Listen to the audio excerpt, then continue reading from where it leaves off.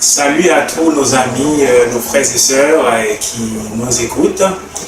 Ici avec vous, M3A Santé Spiritualité. C'est un réel plaisir pour nous de partager un sujet avec vous ce soir. Et le titre du sujet, c'est Vivre entre Genèse 18 et 19. Nous avons avec nous pasteur Guillaume, c'est lui qui va présenter le sujet pour nous.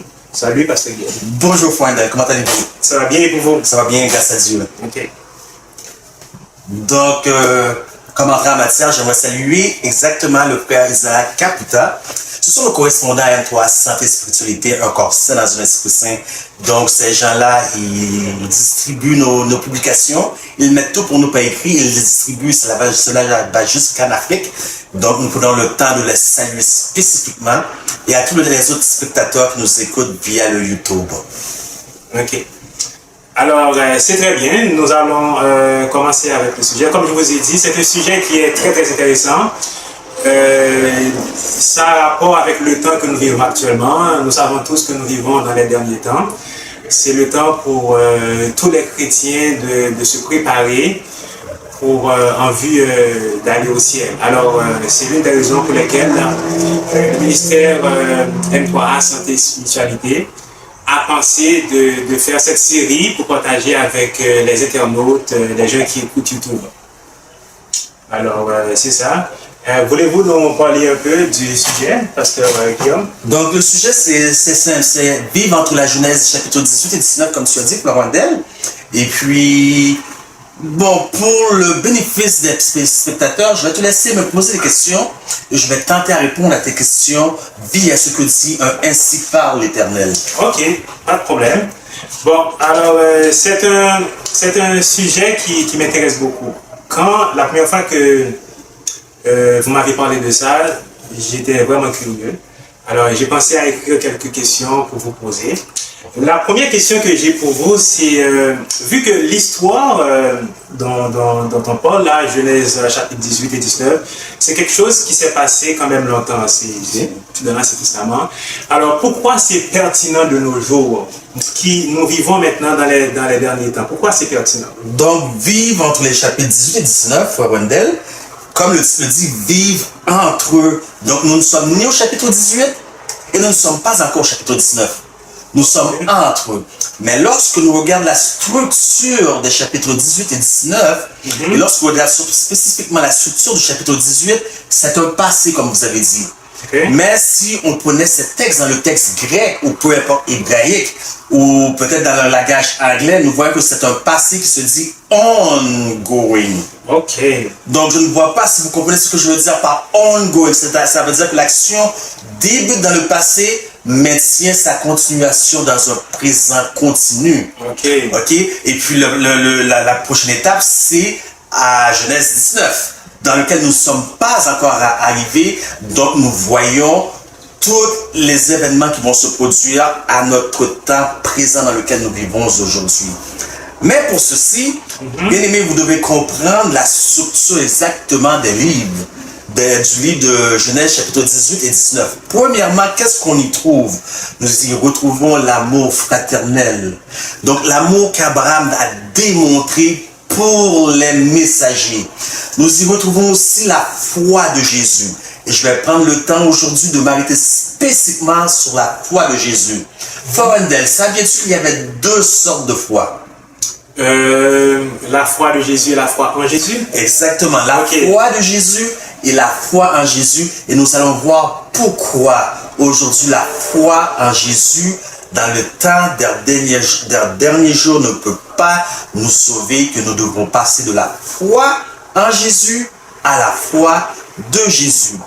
Puis après cela, nous retrouvons la réforme sanitaire. Puis nous retrouvons le don prophétique. Nous retrouvons le jugement investigatif. Nous retrouvons le jugement investigatif et finalement nous retrouvons l'intercession d'Abraham au chapitre 18, verset 23 à 33. Et puis c'est la fin du chapitre 18. Maintenant, comme je vous ai dit, tout cela s'est passé dans un passé, mais ça a un présent ongoing, donc continu. Maintenant, nous rentrons au chapitre 19. Donc, au chapitre 19, nous trouvons comment serons-nous traités. Sortir, l'appel à sortir des grandes villes, le scellement, la destruction finale et l'avertissement final. Maintenant, je ne fais que extrapoler, lire, essayer de lire les pensées des téléspectateurs. Qu'est-ce qui caractérise le mieux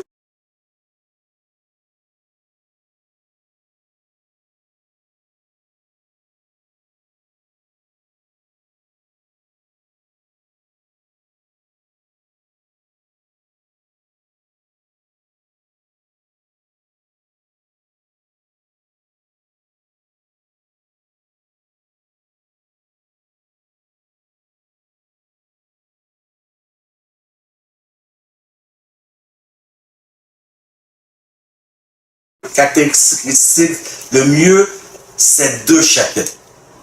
Bien aimé, pour répondre à cette question, il faut aller au chapitre 13 du livre de l'Apocalypse. Alors, quelle était la question encore?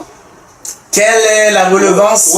Pourquoi c'est pertinent de... La pertinence, parfait. Exactement. Donc, pour comprendre la pertinence, lorsque Farandel parle de pertinence, il veut sûrement dire pour le temps présent que nous vivons, n'est-ce pas, Farandel? Exactement. Donc, pour comprendre le message pour le temps présent en l'année 2020, nous devons retourner en Apocalypse chapitre 13. Donc, l'Apocalypse chapitre 13, Farandel nous parle de l'émergence de deux bêtes. Nous avons la deuxième bête que nous connaissons être les États-Unis d'Amérique, mais nous avons aussi la première bête. Et nous allons focuser maintenant sur la première bête. La première bête est les caractéristiques des quatre bêtes énoncées dans Daniel chapitre 2 et dans chapitre 7. Excusez-moi. Donc cette bête a les caractéristiques de la Médo-Perse, un peu de la caractéristique de la Grèce. Elle a les caractéristiques de Babylone, donc elle a toutes les caractéristiques. Et cette bête est terrible. Mais cette bête, que ce soit la première bête ou la seconde bête, Apocalypse 13 nous révèle que ce sont des puissances dictatrices. Donc nous voyons ici dans Apocalypse 13 le caractère de ces bêtes. Puis nous quittons Apocalypse 13 pour maintenant aller dans Daniel 11, chapitre 11. Nous voyons encore la seconde bête. Cependant, nous voyons qu'elle se heurte contre une autre bête. Cette bête semble être vainqueur sur la seconde bête, qui est la première bête, qui est la bête des États-Unis, la papauté, excusez-moi, le Vatican. Mais dans Daniel 11, il est représenté par le roi du Nord. Vous me suivez, frère Odell? Oui. Donc, il semble se heurter à un autre roi, je dis, parce qu'avant, j'ai dit notre bête, un autre roi. Et ce roi-là, avec qui il se heurte, semble être victorieux. Ce roi-là, c'est l'Égypte. L'Égypte qui est dans le temps moderne qu'on vit, qui est une représentation de la France. Parce que l'Égypte a dit, qui est Jéhovah? Pour que je l'obéisse. Je ne connais pas Jéhovah. Comme l'Égypte d'antan. Voyez-vous, la France a été le premier pays mondialement à se déclarer un peuple, un pays athée. Donc nous avons vu l'avancement de l'athéisme. Les bœufs furent brûlés dans les rues. Les bœufs furent attachés à des queues d'âne, brûlés, et tous ceux qui ont été en possession d'une Bible, tous ceux qui ont été en possession d'une Bible étaient persécutés, tués à la guillotine, par guillotine, qui ordonna cela, d'où vient le nom, la guillotine. La persécution était si terrible que les gens ne voulaient plus rien savoir de la Bible. Et puis ce fut l'ère de l'enlightenment, comme on dit, l'ère de l'enlightenment. Donc, avec cela, on a vu plusieurs philosophies et plusieurs systèmes ou régimes monter, entre autres le régime communiste et la philosophie marxisme de Karl Marx. La philosophie marxiste, et ça a pris une grande ampleur dans presque le monde entier. Donc, le roi du Nord qui est, à vrai dire, le roi du Nord, Wendell, c'est Dieu. C'est Dieu. Mais nous savons que Satan imite tout, arrive avec une contrefaçon à tout. Donc c'est la papauté ici, le Vatican. Donc le roi du Nord s'est heurté contre cette puissance. Mais semble-t-il que cette puissance, il a réussi par le vaincre. Il a réussi par le vaincre. Il y a une seule puissance qu'il n'a pas réussi à vaincre. En dépit que les gens disaient, étaient condamnés s'ils étaient pris en flagrant délit avec la Bible, il y a un seul système que le roi du Nord n'a pas réussi à convaincre, qui lui a donné du trouble, et c'est ce que nous retrouvons en Daniel 11, verset 44. Daniel 11, verset 44 nous dit « Des nouvelles de l'Orient et du septentrion le troubleront. Bien-aimés, restez avec moi parce que vous vous dites sûrement quelle est la relation de tout ça avec Genèse 18 et 19. Des nouvelles de l'Orient et du septentrion le troubleront. Après une si grande victoire contre la France, l'athéisme, l'Égypte, il est maintenant troublé par quelque chose, par des nouvelles. Quelle est cette nouvelle qui le trouble? Savez-vous, bien-aimé, quelle est la nouvelle qui va le troubler au Vatican, à la papauté, à la bête? C'est le message triangélique. Parce que le message triangélique remet en perspective la croyance de Dieu, l'existence de Dieu, tandis qu'avant, tout le monde semblait devenir athée. Ce message va le troubler parce que tous les hommes maintenant se fixent vers ce message qui annonce que l'heure du jugement est venue. De croire en celui qui a fait la terre, la mer, les sources d'eau. C'est le message qui va le troubler parce que ce message va ramener les gens, les peuples, les tribus, les langues, encore une fois, vers Dieu. Donc vous vous demandez, quel est le rapport? Et j'arrive avec quel est le rapport entre Genèse 18 et 19 et ce que je vous en suis en train de vous expliquer. Quel est le rapport? C'est que ce message est prêché uniquement. Peux-tu nous en parler? Ce message est prêché spécifiquement. Le message des 3 anges. Le message des 3 anges? Oui. Bon, alors c'est le devoir de tout un chacun, de chaque chrétien adventiste, de prêcher le message des 3 anges. Ellen G. White a dit que le peuple adventiste, c'est un peuple qui est spécial. Alors, nous avons la responsabilité de prêcher le message des 3 anges.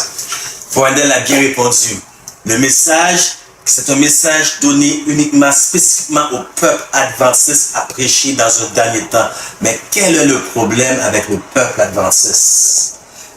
Vous savez c'est quoi le problème? C'est que lorsqu'il s'agit de l'Apocalypse 14, il n'y voit que le message des 3 anges. Vous m'avez demandé quel était le rapport avec Genèse 18, 19.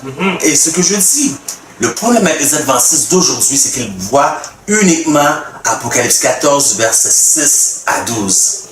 Mais je viens de vous donner les caractéristiques des 2 bêtes de l'Apocalypse 13. Je viens vous parler du roi du Midi et du roi du Nord. Maintenant, regardez le contraste avec le peuple qui doit prêcher ce message triangélique. Apocalypse 14, 1. Voilà ce que je disais, voilà où était le problème. C'est que nous sommes portés à voir uniquement le message triangélique dans le chapitre 14. Tandis que le premier verset du chapitre d'Apocalypse nous révèle le caractère que nous devrions avoir comme peuple, comme prédicateur du message triangélique. Et c'est exactement ce caractère que possédait Abraham. Restez avec moi. Le chapitre 14 commence par le caractère que doivent avoir, les caractéristiques que doivent avoir ceux qui doivent prêcher le dernier message. Le chapitre 18 commence et débute par les caractéristiques et les caractères d'Abraham. Chapitre 14, comme je dis, les gens voient uniquement le message triangélique. Mais le chapitre 14, contrairement à ce que beaucoup croient, ne termine pas par le retour de Jésus, mais plutôt par la destruction finale. Chapitre 19 de la Genèse termine par une destruction finale inévitable. Je ne sais pas si vous commencez à coller les morceaux du casse-tête, frères et sœurs. Donc, nous allons entrer en matière maintenant. Je ne sais pas si Fouandel a une autre question. S'il n'a pas d'autre question, je vais rentrer en matière dans le premier point qui caractérise caractéristiques. Le chapitre 18, ça veut dire l'amour, le véritable amour fraternel et la foi d'Abraham. Mais, vous avez dit quelque chose que j'aimerais vous poser une question là-dessus. Vous avez dit qu'il y a une différence entre la foi de Jésus et la foi en Jésus. Pouvez-vous nous dire c'est quoi cette différence? Oui, bien sûr. Donc, je vais inverser maintenant. Je vais commencer par la foi plutôt que l'amour fraternel.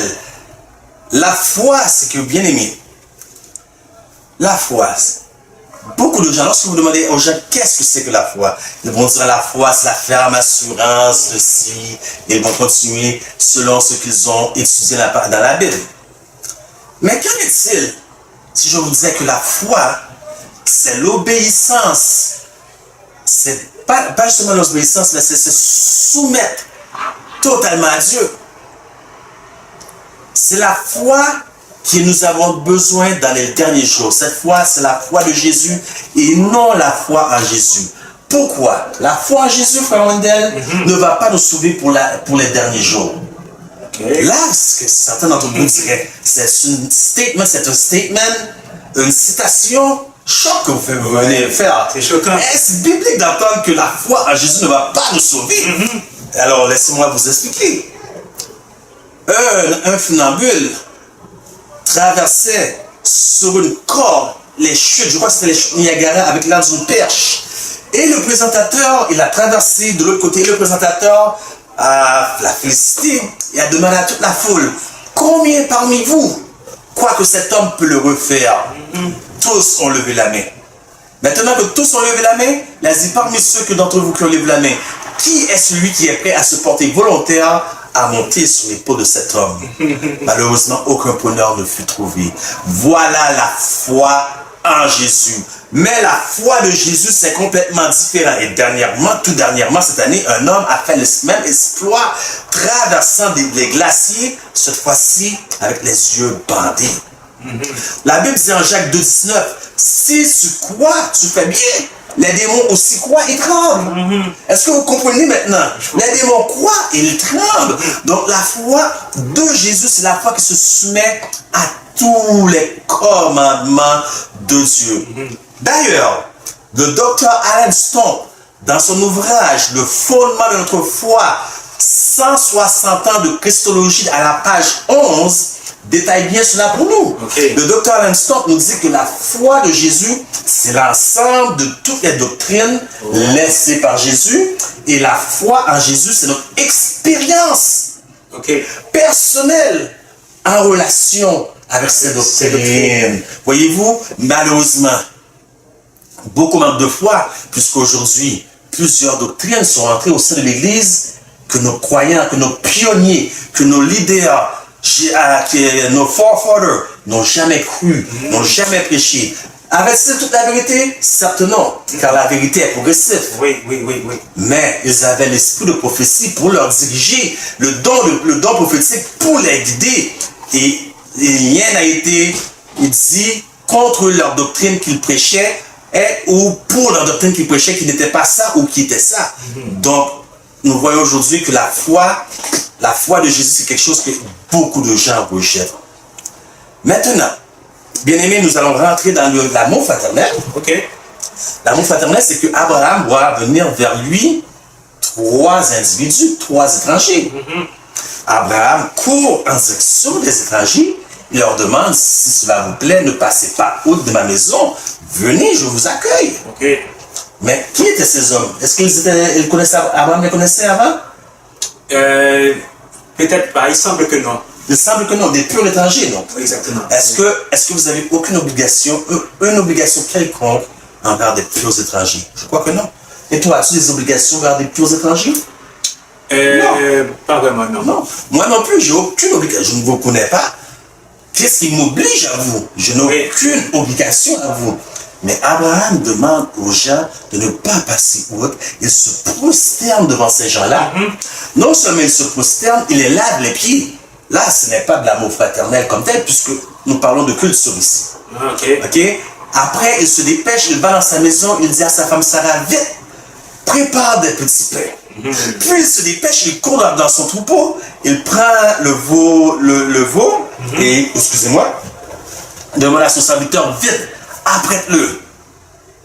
Bien aimé, ce que vous devez savoir, c'est que ce veau était tué uniquement, le veau, le jeune veau tendre, est tué uniquement lors d'une célébration. Okay. Nous voyons cela en Exode, dans le livre de l'Exode. Nous voyons aussi cela dans le livre de l'Exode. Nous voyons cela pour un meilleur exemple, c'est Luc 15, la parabole de l'enfant prodigue. Simplement lorsqu'il y a une grosse célébration, quelque chose de spécial. Et il y avait quelque chose de spécial pour 3 étrangers qu'Abraham ne connaissait pas, n'avait jamais vu. En d'autres mots, Abraham offrit le meilleur de ce qu'il avait à offrir. Okay. Aujourd'hui, je vous demande, offrez-vous le meilleur que vous avez à offrir aux gens que vous ne connaissez pas qui viennent dans vous? Ça, c'est la question que nous nous posons à chacun d'entre nous. Laissons-nous venir les gens à nous et repartir dans le même état qu'ils sont venus. Est-ce que nous leur offrons le meilleur que nous avons à leur offrir? Nous ne sommes pas obligés, mais est-ce que nous leur offrons ou nous les laissons repartir dans le même état? Voyez-vous, les gens ne veulent pas entendre des prédications, frère Andel. Qu'est-ce que c'est des prédications? N'est-ce pas des déclarations? Oui, oui. Que veulent les gens? Déclaration ou démonstration? Voyez-vous, ce que les gens désirent, c'est une démonstration de l'amour de Dieu. Une démonstration que Dieu est vraiment vivant. Si vous dites, adorez celui qui a fait les cieux, la terre, la mer, les sources d'eau, et vous ne pouvez pas démontrer qu'il est en vous, cela ne vous sert à rien. Pour appuyer ce que vous dites, la Bible a dit aussi, la charité sans les œuvres, c'est une foi morte. C'est une foi morte. Donc, les déclarations ne vaut rien, mais plutôt des démonstrations. Mais l'ennemi, et c'est une tactique que l'ennemi utilise jusqu'à nos jours dans les différentes armées des différentes nations, diviser pour mieux régner. Jésus a prié pour nous dans Jean 17. Voyons que Jésus prie afin que nous soyons un, tout comme il est un avec le Père, pour que ses disciples soient un, afin que nous puissions nous aimer les uns les autres. Il ajoute à ceci, tous sauront que vous êtes mes disciples. Si vous avez de l'amour les uns pour les autres. Exact, Frère Wendell. Mais que voyons-nous aujourd'hui? Diviser pour mieux régner. Voyez-vous, le problème aujourd'hui, c'est que l'Église, au sein de l'Église, inconsciemment, il se forme des cliques. Il se forme des cliques. Le frère, il y a plusieurs péchés qui sont rentrés au sein de l'Église et les gens ferment les yeux, juste à l'aveugle. Mais ceux qui les voient, ils se jugent, ils se distancent des autres. Par exemple, le frère fume de la marijuana, un jeune dans l'église, il fume de la marijuana. Et vous le jugez, vous le condamnez, mais vous mentez. Voyez-vous le problème? Nous avons catégorisé le péché. La sœur, elle a les jambes légères. Mais vous mangez toutes sortes de choses qui ne sont pas bonnes pour la santé, qui détruisent le temple de l'Éternel. Nous avons catégorisé le péché. Tel frère a une mauvaise langue de mendisance. Mais vous attendez même pas que le sabbat termine pour regarder votre télévision, la passe football. Nous avons catégorisé le péché et c'est ce que Satan voulait, diviser pour mieux régner. Alors on se tient l'un des autres. Ah, je ne peux pas me tenir avec Wendell. Oh, oui. Ce frère-là, il regarde de la pornographie. Oui, non. Moi, je suis trop sérieux. Un homme comme moi, je ne peux pas. Satan-là, il n'est pas digne de moi. Nous avons catégorisé le péché plus que de nous aider, dans s'entraider l'un à l'autre. Parce qu'en date d'aujourd'hui, à ce que je sache personnellement, à ce que je vois personnellement au sein de l'Église, à ce qui est écrit dans l'esprit de prophétie, aucun de nous, à partir de moi, le premier, le prédicateur, aucun de nous n'a su un passé aussi propre et un présent aussi réglé pour juger un autre. Ne jugez point afin que vous ne soyez Voyez-vous, nous avons catégorisé le péché. Personne n'est parvenu à la perfection dont Dieu demande pour nous. Et c'est là où ce que la foi de Jésus est important. Parce que la foi de Jésus annonce ce que le Père désire pour nous. Que nous trouvons en Matthieu 5, 48 qui dit « Soyez parfaits comme votre Père parfait, comme votre Père céleste l'est. » Mais le problème, c'est que les gens ne croient pas en cette perfection par manque de foi. Ils disent qu'il est impossible de parvenir à cette perfection. Mais que cette perfection nous sera donnée uniquement lors du retour de Jésus. En d'autres mots, nous allons pécher jusqu'au retour de Jésus.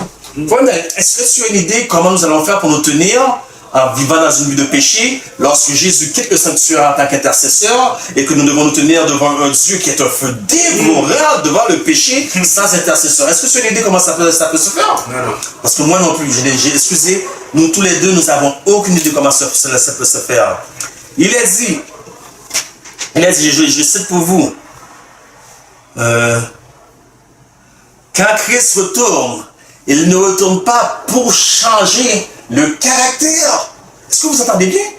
Lorsque Christ reviendra, il ne reviendra pas pour changer le caractère, car c'est un travail qui doit être fait présentement. Adventist Home, page 16. Maintenant, écoutez bien. Celui qui n'a pas la foi pour croire que Dieu peut le garder de péché, n'a pas la foi qui lui permettra d'entrer dans le royaume des cieux. Manuscrit, page 161, édition 1897. Maintenant, je laisse le meilleur pour la fin, parce que je sais que plusieurs de vos pasteurs vous disent que la sanctification, c'est le travail d'une vie. Vous avez entendu parler de ça? Oui. Donc, tout ce qui est cela, Step to Christ and White, la sanctification et le travail d'une vie. Alors, qu'est-ce que ça veut dire la sanctification et le travail d'une vie? Poindel, laisse-moi t'expliquer. Ok. Tu as un problème de seafood, comme on dit en anglais, seafood. Donc, c'est pas seafood, c'est un jeu de mots. C'est pas des fruits de mer, mais c'est que lorsque vous voyez de la nourriture, vous avez faim. Seafood. Okay. Et puis, c'est de la gourmandise. Et puis, tu réussis, tu vaincs cette habitude-là. Tu as vaincu cette habitude-là. Et tout de suite, tu dis, je suis libéré. Le Saint-Esprit dit, oh, regarde. Tu es désorganisé. Tu es tout en retard, tu dois régler ça. Et puis le Saint-Esprit dit, quand vous avez eu la victoire, le Saint-Esprit dit, regarde, telle affaire qui n'était pas encore correcte. Donc il y a toujours quelque chose de plus à faire, à arranger. Voilà ce qu'on nous dit, ce qui veut dire que la sanctification est le travail, l'œuvre d'une vie. Il y aura toujours quelque chose après à changer dans votre vie. Ok? Mais la provision pour le péché, vivre sans péché, ce n'est pas du tout dans le même contexte ici. Ok. Et le texte final que j'utilise juste pour aujourd'hui, pour ne pas aller trop loin, le texte final que je vais utiliser se trouve dans Signs of Time du 23 juillet. Signs of Time du 23 juillet.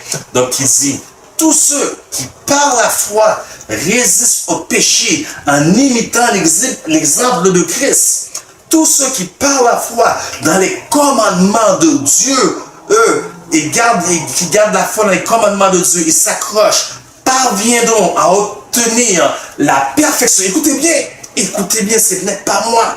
La perfection que possédait Adam avant. Le mot clé, c'est avant la chute. Bien aimé, voyez-vous l'importance du message vivre entre Genèse 18 et 19 et la première partie? Est-ce que je ne sais pas si tu as vu l'importance maintenant, la relevance, la relevance. Donc, mais il y a un problème. Maintenant, nous voyons que c'est la foi de Jésus et l'amour fraternel qui va jouer un grand rôle. Mais pour obtenir la foi de Jésus, l'amour fraternel, il faut faire quelque chose. Quelle serait-vous la chose à faire selon vous? Bon, nous devons c'est l'une des choses à faire, c'est la réforme sanitaire. Vous avez bien répondu, frère Andel. Voyez-vous, pour vaincre le péché, il n'y a qu'une seule façon de vaincre le péché. C'est par la réforme sanitaire. Pourquoi? Où est tombé Adam? n'est tombé à cause la pomme là. Il a mangé quelque chose, il a mangé quelque chose qu'il n'a pas dû manger. Que s'est-il passé lors du ministère de Jésus, d'avant même qu'il commence son ministère? Il a été tenté 3 fois. Quand Satan dans le désert. Il a été tenté 3 fois. Et quelle fut la première tentation? Et pour que le pain devienne la pierre. Ça. Vous avez bien répondu, Frère. Donc Jésus a vécu où? Il a vécu dans là où Adam a échoué. Est-ce que vous comprenez l'importance de l'alimentation? Dans le chapitre 18 maintenant, Abraham va courir vers sa femme, il dit à sa femme, vite. Le mot à retenir ici, c'est le mot vite. Fais des petits pains. Il court vers son serviteur, il prend le jeune veau tendre, il dit, vite, hâte-toi, hâte-toi.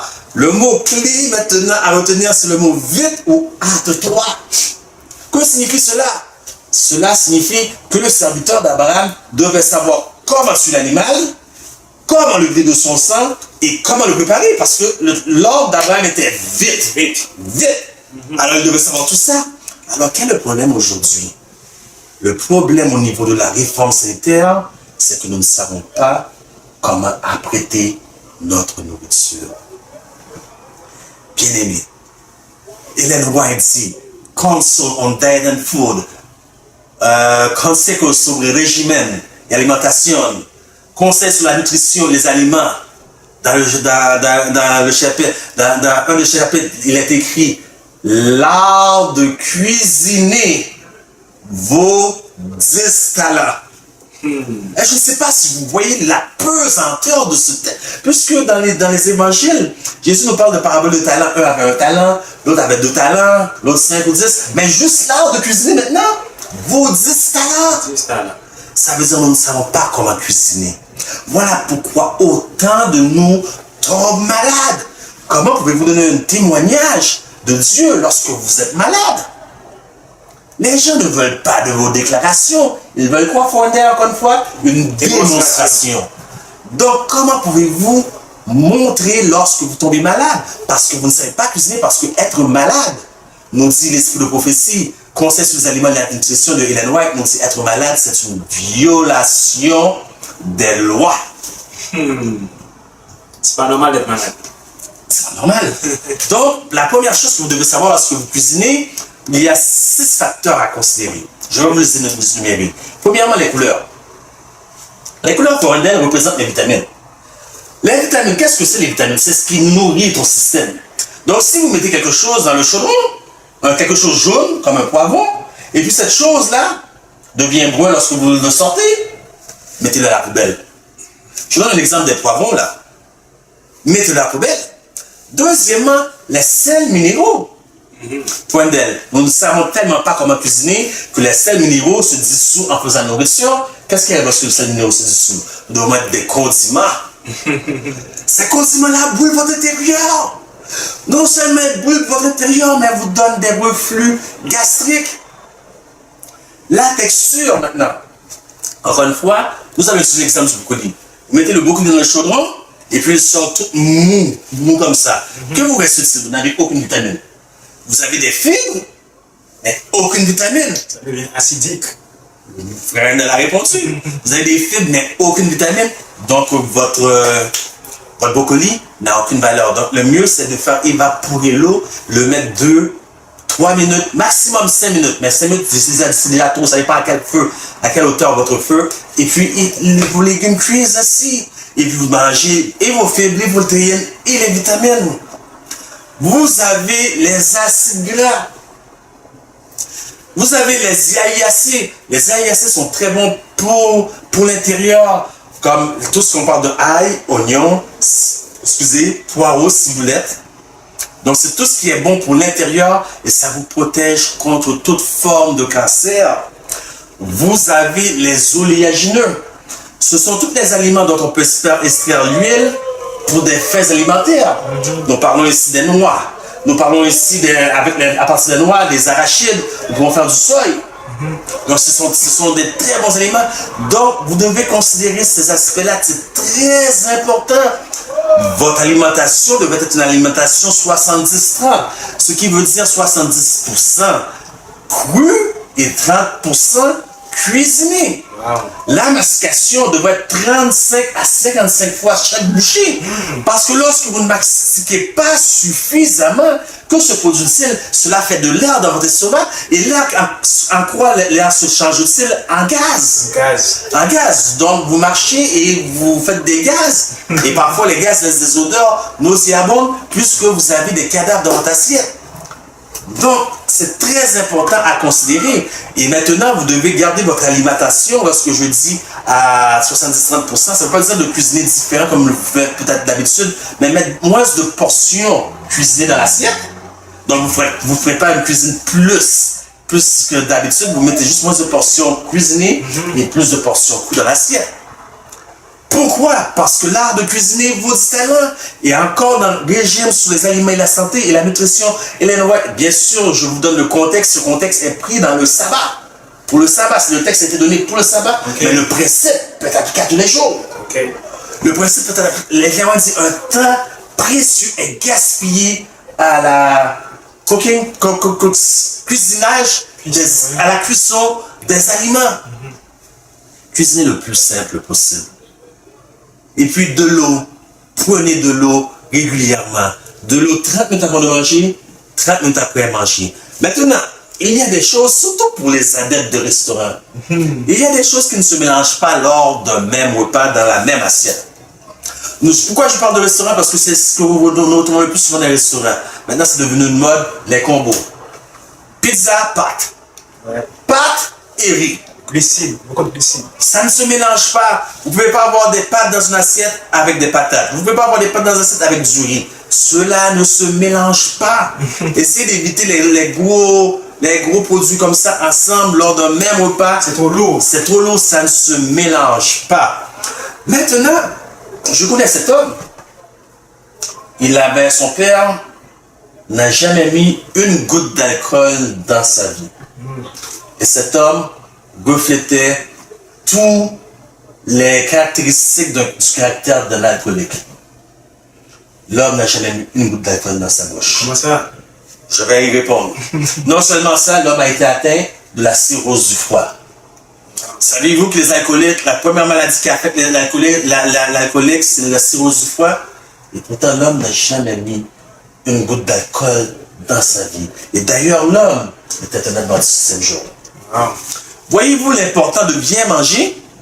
Si vous voulez refléter le caractère de Jésus, hors de toute maladie, et que l'Esprit Saint puisse faire son œuvre en vous, vous devez bien manger. Comment ça? Parce que il y a certains aliments qui ne doivent pas se mélanger. Par exemple, le lait et le sucre. Poison. Donc, qu'est-ce que ça fait le lait et le sucre ensemble? Donc, je dis ça parce que beaucoup de gens d'entre vous prennent un bol de honeycomb et un bol de lait dans du céréal le matin et ils mangent ça. Qu'est-ce que ça produit dans le système, le corps? Ça fait de la fermentation. Un bon verre de lait avec un morceau de gâteau ou un chocolat, un biscuit au chocolat que vous trempez, ça fait de la fermentation. Et ce n'est pas juste le lait, mais aussi le jus d'orange, c'est le plus grand de tous les jus qui fait de la fermentation. J'ai parlé avec ma soeur un jour, elle m'a fait une constatation, et depuis ce temps-là, je ne bois presque jamais de jus. Parce qu'elle m'a dit, tant qu'à boire le jus, mange le fruit et bois de l'eau. Exactement. C'est la meilleure chose. D'ailleurs, quand vous allez dans les magasins, lorsque vous prenez un jus, même c'est marqué 100%. Vous leur tournez et regardez l'ingrédient. Ceux qui sont marqués pur naturel à 100%, c'est marqué fait de concentré. Qu'est-ce que ça veut dire fait de se concentrer? Ça veut dire sucre. Les sucres artificiels. Premier combustible pour le cancer, c'est le sucre. Ouais. Donc, voyez-vous, Dieu donne le message de la réforme sanitaire afin de préparer un peuple pour sa seconde venue, mais afin de pouvoir nous parler. Donc, Dieu communique avec nous, non par le cœur, parce que Dieu ne veut pas nous prendre par les émotions. Dieu veut que nous soyons conscients. Donc, il communique avec nous par l'Esprit, avec son Esprit. Car, voyez-vous, cette histoire de Trinité, 1 plus 1 plus 1 égale 3. ça c'est la nouvelle norme que 1 plus 1 plus 1 font 1. Nous avons dit à moi 1 plus 1 plus 1 font 3. Il n'y a pas 3 dieux, il y a un seul Dieu. Donc lorsque Dieu dit, et je viendrai à vous, je ne vous laisserai pas orphelin, où mon Père et moi nous viendrons à vous. Donc il parle de lui-même. Et notre corps est le temple du Saint-Esprit. Lorsque Dieu vient en nous, c'est jaillit dans notre corps ce qu'on appelle le Shekinah Glory. Donc c'est la gloire lorsque le principe et le système sanctuaire, vous trouvez lorsque Dieu approuve la cérémonie que le grand prêtre a officié pour le péché du pardon du peuple au Yom Kippour ou dans le jour d'expiation. Dieu se manifeste par une fumée qu'on appelle le Shekinah Glory. Donc imaginez, les cieux des cieux, dit Salomon, ne peut pas te contenir. La petite boîte d'argent ne peut pas le contenir. Imaginez-nous, Dieu veut mettre toute sa fournaise en nous. Mais il ne peut pas le faire lorsque nous sommes malades. Et voyez-vous, Fouandel, le problème chez les adventistes du 7e jour, lorsque nous parlons de la réforme salutaire, ils ne voient simplement que le manger, que l'excès du vestir.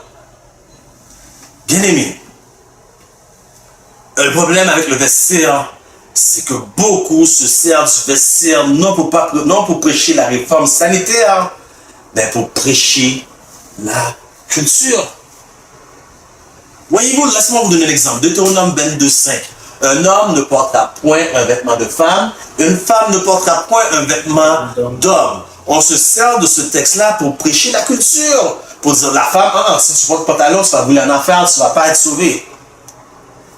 Est-ce que c'est vraiment ça que le texte nous... Est-ce que c'était vraiment ça que Dieu voulait nous dire?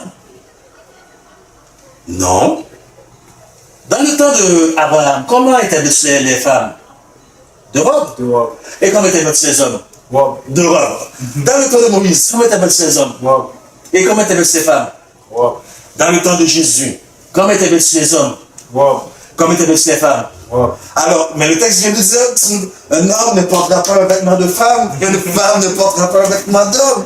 Ouais. Mais les deux étaient vêtus pareils. Est-ce qu'il y a contradiction dans le texte? Il n'y a pas de contradiction dans le texte. Il faut prendre le texte dans son contexte.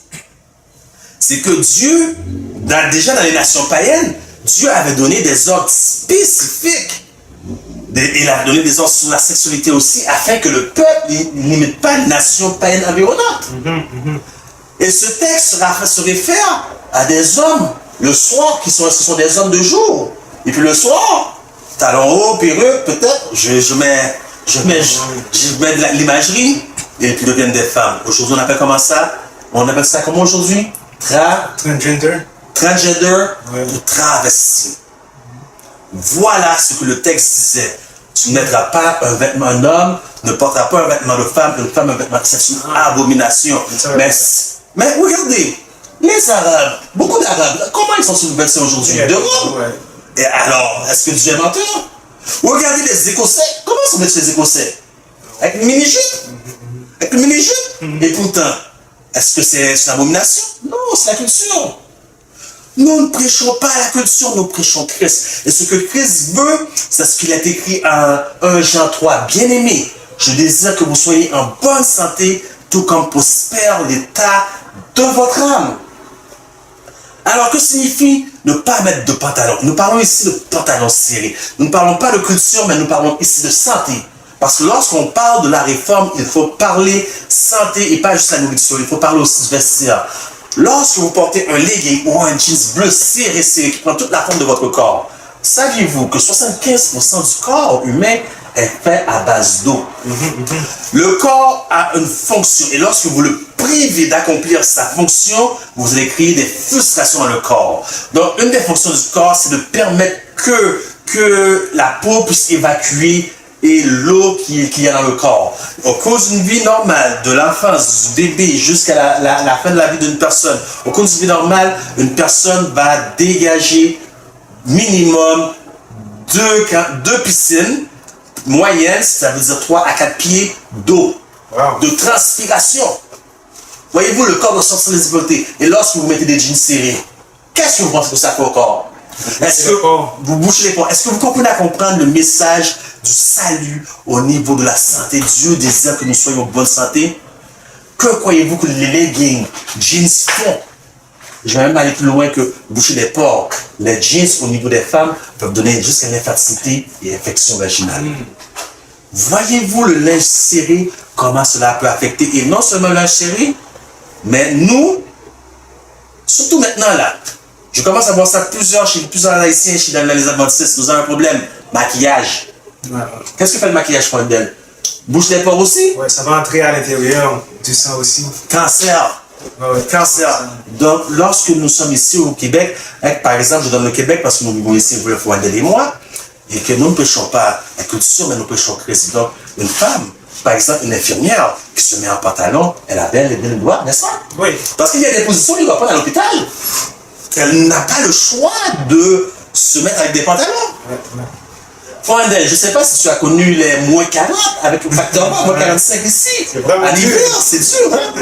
Donc, si vous venez ici avec votre petite jupe toute courte parce que vous dites les femmes ne doivent pas mettre de pantalon, bonne chance. L'hiver, même ici, les pauvres adventistes, vous les envoyez avec des longues robes parce que ce sont des adventistes. Comment on pourrait dire ça? Conservatrices. Mais en dessous de la robe, il y a un jean sur un legging. Donc, nous ne prêchons pas la culture, nous prêchons Christ. Et ce que Christ veut, c'est que nous soyons en bonne santé. Alors, nous vous classons aujourd'hui, nous vous laissons pour le message, c'est tout pour le message d'aujourd'hui, dis-je. Je vais demander au frère Wendell de terminer pour nous avec une courte prière. Ok, on baisse la tête.